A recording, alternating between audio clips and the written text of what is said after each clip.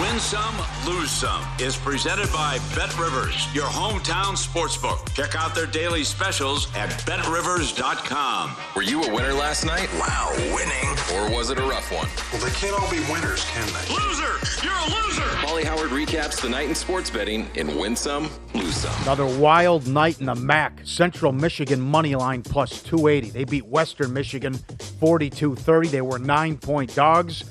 Dogs in the MAC the last two nights, 4-1 ATS and 4-1 to the over, like the Kent State Northern Illinois game. Mercy opened 66 here at Circa, closed 72, 52-47, over 1,200 yards of offense. The wide receiver for Northern Illinois, Rudolph, had 14 receptions for 300 yards and 3 touchdowns. Oh, and they lost the game. Pretty decent night at the office. Not bad, right? I mean, neither defense had a solution the entire game. Yeah, there was money that came in on Northern Illinois, too, and was no good. Blue Jackets, plus 170. They beat the Avalanche, 5-4 in overtime. Champions League, Porto AC Milan draw, plus 260. PSG and Leipzig draw, plus 280. Celtics Magic under 215 down to 212.5, 92-79. Another one, Wizards Raptors under 218 down to 212, 109 to 100. Clippers plus 1 went off a 2.5-point favorite.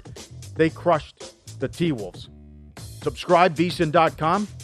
Our radio and podcast people as well. As always, the dog videos. Dan's the man. Some of these will be up later at Paulie Does Vegas on Instagram. We've seen one of these before, but this is the whole greatest hits with this dog coming out, unleashing hell. He loves the leaves. That's a big pile of leaves. And this guy just goes right in.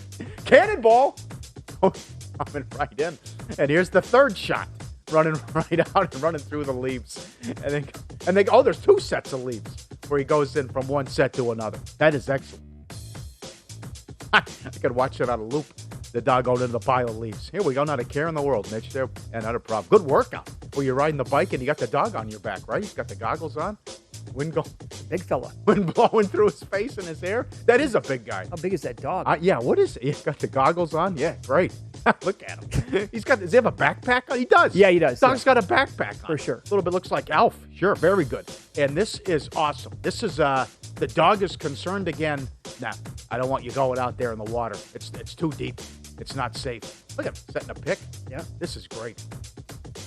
We saw the one where the dog was dragging the girl back by her shirt. That's right. This is a good babysitter right here. Absolutely. Boxing around. Knocks Yeah. her down. Just boxing her out the whole time.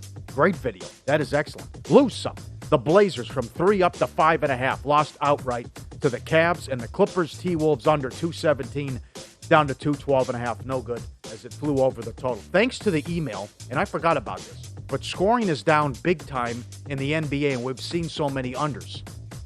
So it was Embiid has said it. Ton of members of the Phoenix Suns. Paul George, player after player after player, blaming the bad shooting, or at least, I will say, scoring down on the new basketball. Correct. It has been a similar narrative across the league so far. And I know you pointed out the Suns. That, I think, pretty much came after like game 1 or game 2, where they're like, what the hell is this? No good. Let's go back to the old ball.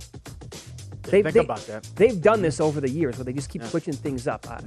Yep. Lose some couple of videos here. This was sent in. Good viewer. It's always email VSiN at VSiN Live, FTM at VSiN.com. Look at this animal. I mean, we're living in a society. Guy's at a bar playing pool. He's barefoot. I guess at least it's better than a restaurant where they're serving food. It's still not good. Who thinks about that? At a bar? I'm playing. Let me get comfortable. Let's go barefoot and shoot pool. My God. Another good dog video. This is a big fella, and I can't believe it. He is freaked out. He starts barking. They're like, what are you barking at? He's barking at the green bean. And then the owner holds it up. It freaks him out. He's startled by the thing. I don't know if he thought it was alive, or some type of animal. Who knows? Insect? Small snake? Yeah, I guess. Look at this. Watch him freak out here again. Yeah. Oh, get it out of my face. Yeah. One bad beat. Central Michigan, Western Michigan, first half under. 97-yard punt return for a touchdown with 20 seconds left. That was a good one. How does that taste? Did they have 2 in the first half? Yeah. Okay, sure. Wild games. Win some, lose some. Presented by BetRivers, your hometown book. Claim your 100% first deposit match bonus now with code 250match. Learn more at betrivers.com. I should have been stronger on that Cavaliers-Blazers game yesterday on the show. Really didn't even touch on it that much because the number I don't think was out of control at that point. But when it actually touched 6, I think, at some spots. How are the Blazers laying 6 on the road? Maybe against a couple of teams in the league, maybe against the Pistons, maybe against maybe the Magic. But against a game Cavaliers team who have had, 3 good upsets already this year? Why would the market be all over Portland last night to push them all the way up to where they did? I believe the Blazers are last in defensive efficiency again. It seems every year they're at the bottom in defense. Yeah. And now they get They are. Yeah. Yep. Guard somebody. How about the Heat? The Miami Heat, I think, are number 1 in defense, number 2 in offense so far. One more note on the game tonight that we have. So the total's at, now it's actually come back down a little bit to 45.5. Looked like it was going up and maybe going to touch 47, which it did not do. But Indianapolis, this is from Point Spread Weekly, available at vsin.com/subscribe. This week's PSW, by the way, is 140 pages. It's every sport imaginable. It's great. Indy is 10-0 to the under, last 10 at home, against teams allowing more than 26.5 points per game. So get a lead, grind the clock, Taylor, sprinkle in some of the other running backs, and then just don't let them do anything at all whatsoever with your defense. I don't know. I am fascinated by the game, though, just simply because of what happened last week with Mike White. Sure. Can he do it again? And also, I don't know a lot about the guy in terms of what he's like upstairs. You're in the number 1 market. You just had a great performance. Everyone's pumping your tires. That's all true. Now you come back, short week on the road, pretty good defense. Who knows? I would say this, though. I do believe that somewhere upstairs, he's got to be thinking that if he can put together some sort of a similar effort. Look, I mean, replicating what he did last week is going to be impossible. I mean, he was unreal, and he had 30-plus completions, and he threw for all those yards. That's not going to happen. But if he can go out there and, again, be better than serviceable and, look different than what Zach Wilson has looked like so far, he's got to be like, maybe this could be my gig. Oh, sure. The other fact that they hadn't scored a point in the first quarter all year, and he takes them right down the field against the Bengals. Some other good props, longest touchdown, 39.5. Shortest touchdown, 1.5 yards. Largest lead, 16.5. Longest field goal, 46.5 yards. I'm sure, Carter under rushing yards, 47.5. I'm with you on that one. Although I think the receiving yards can go over. Well, do you want to get a little nuts tonight? How about Jonathan Taylor to have 200-plus rushing yards is 25-1. That's offered? Yeah. Beautiful. 175-plus rushing yards is 16-1. Okay. I look at Cox, 2 touchdowns, 33-1. And what's your boy Pittman? Plus 750. Okay. That's for the first touchdown? No, that's 2.